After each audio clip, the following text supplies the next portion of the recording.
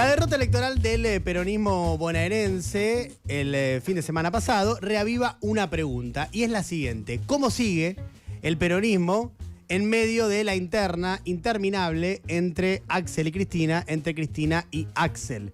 El resultado, la verdad es que fue el peor para la resolución de este conflicto, porque Axel gana cómodamente en septiembre, pero pierde, si bien por poquito, en octubre en la provincia de Buenos Aires. Es decir, el gobernador, luego de ese resultado, no queda como la figura indiscutible de cara al peronismo hacia el 2027, aunque sigue estando, a mi entender, como el mejor posicionado todavía, más allá de ese resultado.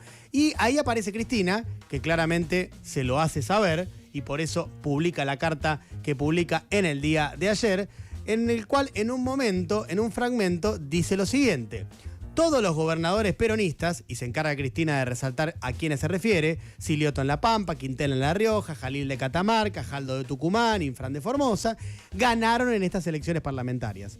La excepción de lo ocurrido en la provincia de Buenos Aires obedece a, cito textual, un error político al equivocar la estrategia electoral decidiendo el desdoblamiento. Vuelve Cristina entonces sobre eso a criticar la estrategia del desdoblamiento que tantas veces le había criticado al gobernador. Y después también hay un metamensaje en la carta, esto ya es de carácter interpretativo, que es que CFK le está diciendo a los gobernadores: che, él perdió, y como él perdió, ¿ustedes se van a dejar conducir el día de mañana por alguien que perdió mientras ustedes ganaron? Como que mete una cuña ahí. Esto ya, por supuesto, es más una interpretación. Ahora, me cuentan que el gobernador, en un principio, al momento de la irrupción de la carta, hasta pensó en responderle a la expresidenta, pero rápidamente desestimó esa idea. Luego, ayer, hubo una reunión del gobernador con 40 intendentes del Movimiento Derecho al Futuro, es decir, el espacio que ha creado el gobernador, e intendentes que reconocen su conducción y a él le responden. Y en esa reunión se decidió bajarle el tono a la discusión pública. De hecho, el ministro de Gobierno, Carly Bianco, decía lo siguiente a la salida de esa reunión. Le pidió a todos los intendentes y nos pidió a todos los presentes, a los ministros, que no nos enredemos en ninguna discusión interna. Acá tenemos nosotros solo un adversario, que es el presidente de la Nación y sus políticas. Bueno, ahí está bajando el tono. Esto es, por supuesto, en la cuestión pública, ¿no? Esa es la decisión. Por lo bajo, la cuestión está hipertensa, como ha venido estando en otras oportunidades, y ahora con este nuevo episodio se vuelve a tensionar al máximo. Hace un mes aproximadamente, cuando fue el encuentro entre Cristina y Axel en San José 1111, cuando Axel fue a visitar a Cristina, en la discusión que tuvieron sobre el desdoblamiento, en ese mano a mano, Cristina le dijo a Axel: prefiero que tengas razón y no tener que enojarme. Bueno, finalmente se enojó Cristina con la carta. Máximo Kirchner también convalida obviamente esta mirada de la ex presidenta.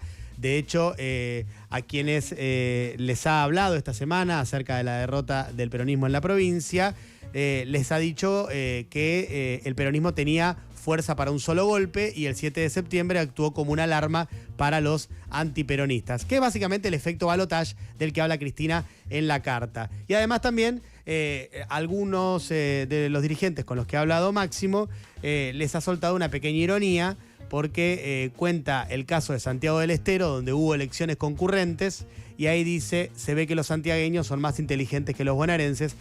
Como ironía, ¿no? Obviamente no es que piensa eso, sino como ironía en el sentido de que en Santiago del Estero pudieron votar elecciones concurrentes, pero en la provincia de Buenos Aires no se pudo hacer eso, porque eran los argumentos por los cuales la provincia decía: no, va a ser complicado. Es cierto que la cantidad de electores de la provincia de Buenos Aires es sustancialmente superior a la de Santiago del Estero. Digo, eso me parece que también debería estar en la mesa de análisis.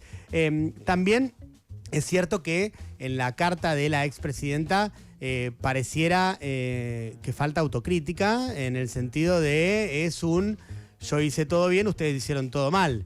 Y no pareciera ser el caso, la verdad. Pareciera que, como siempre sucede en las derrotas, hay una responsabilidad compartida, ¿no?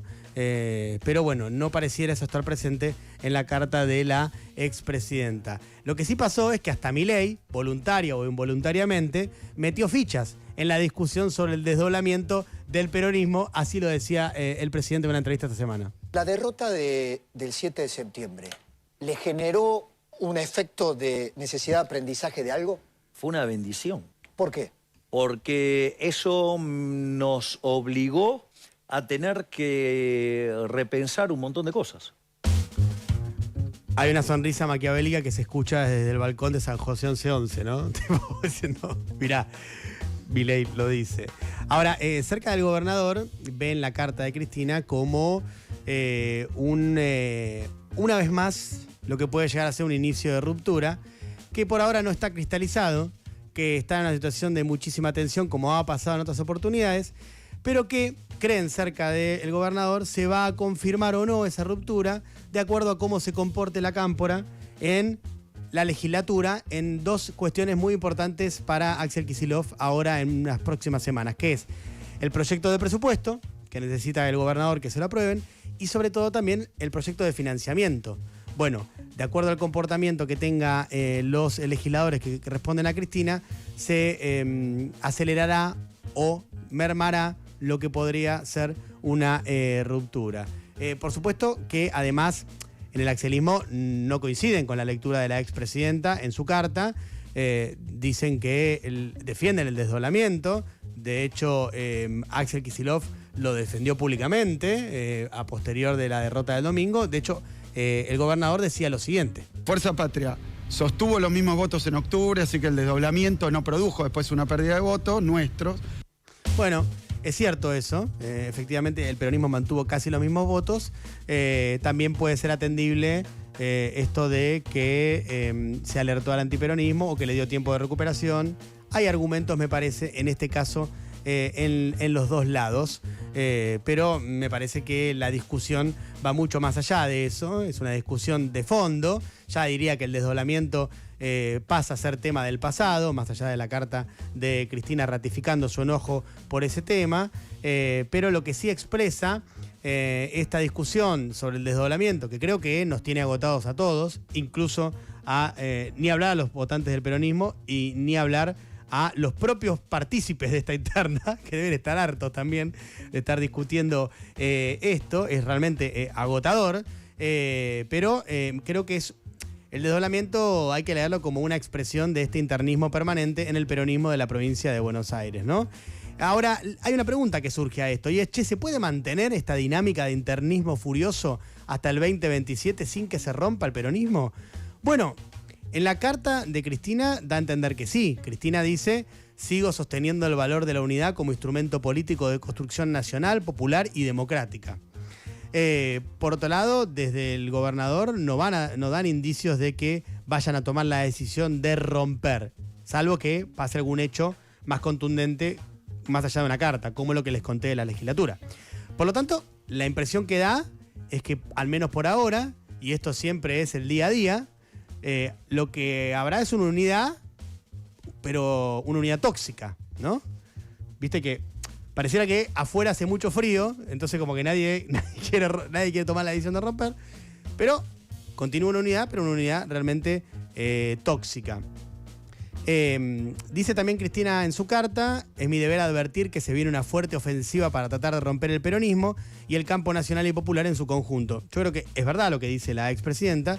Creo que lo que queda obviado de ahí también es que lo que debilita mucho a el peronismo es el nivel de internismo insoportable que hay a su interior, ¿no? Eso también, más allá de ese embate externo que efectivamente puede estar dándose.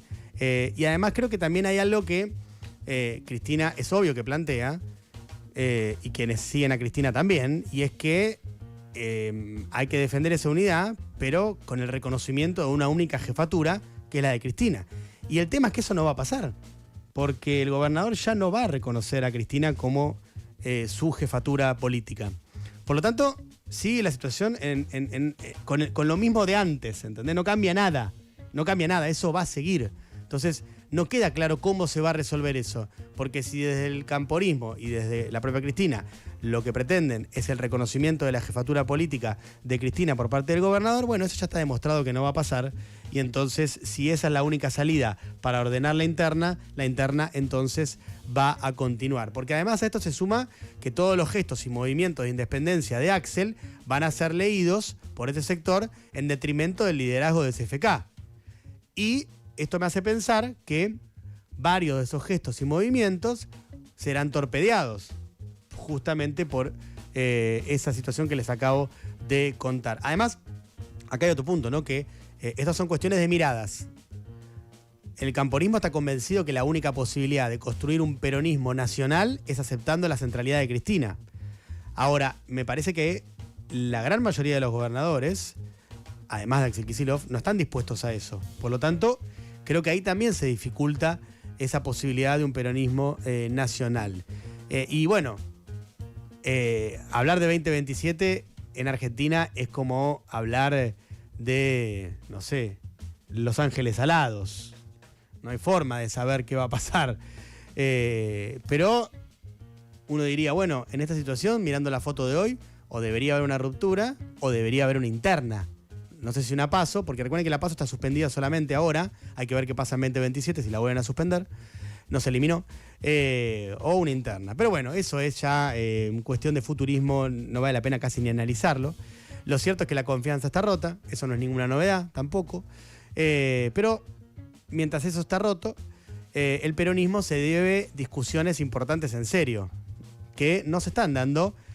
Más allá de que, por ejemplo, ayer Cristina lo planteó a modo de título en la carta, ¿no? Dijo, hay que revisar estrategias, repensar conceptos en lo estatal, lo educativo, lo tributario, lo monetario, salud, economía, seguridad, trabajo. Está bien, son títulos, pero no está dándose esa discusión al interior del peronismo como debería darse, o al menos esa es mi mirada. No hay una discusión en serio, y mucho menos acuerdos básicos.